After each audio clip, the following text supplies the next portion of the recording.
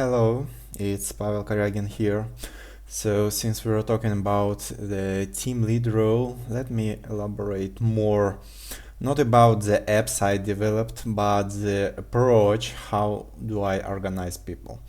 And particularly, the most important part is how do we organize our quality control, quality assurance activities. So here, the storybook tool, it's a very common for documentation purposes. In my case, I use the storybook to perform such activities that we could call unit tests for visuals. Particularly here you can see a component or the view of the component separated by from its logic, and you can see all the possible combination of states and looks and resolutions for that component. So you can on one side estimate, is the component look correct, look sane, or what's wrong with it. For example, here we can use a picture from the design and we can see the actual component. Here, for example, we can see that icons are different.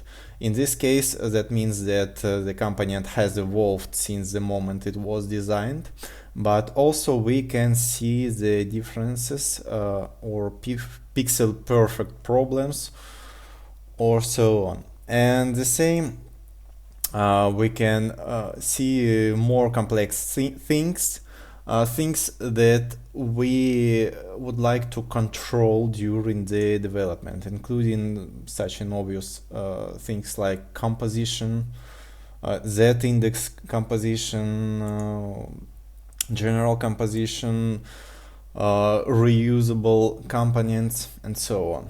That's the first thing. Unit tests for UI. The second thing to organize the work of my people is a special mode of the app. Here you can see that I can get to a variety of steps of states of the app without without clicking the app a lot. For example, here I'm logged in as a user that is just registered but hasn't yet been onboarded.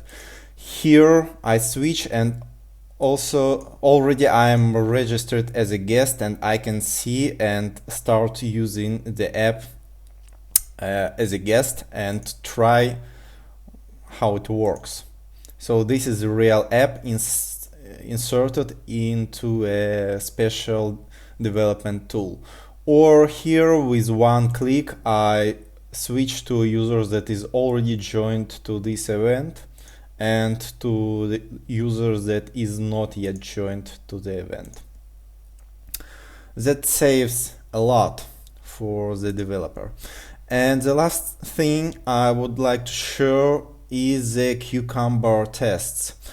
Behavior-driven development I saw lots of times implemented with problems.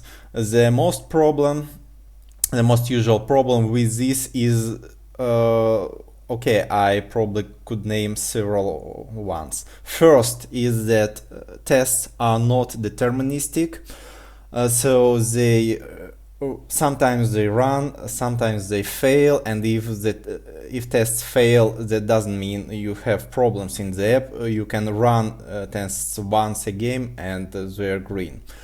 It seems I've solved this problem. And the second problem is that the actual steps behind the English definitions might be different. This problem is also solved by me by using such an abstract definitions and abstract steps. For example, I submit the form, so I have an implementation for any form, and I have a visual representation that is easy to read for the manager, easy to read and understand, and so on for each and every step. And this is what it looks like. It's running, and now we will see as machine types information, clicks, closes browser, opens another browser, and tests again, and we get deterministic test. If this test is red, that means that very likely when you run the test again, it will fail in the same place. Or if you run this test on another machine, it will also fail in the same place. So that's all about my approach for QA the UIs. Thanks for listening. Looking forward. Bye.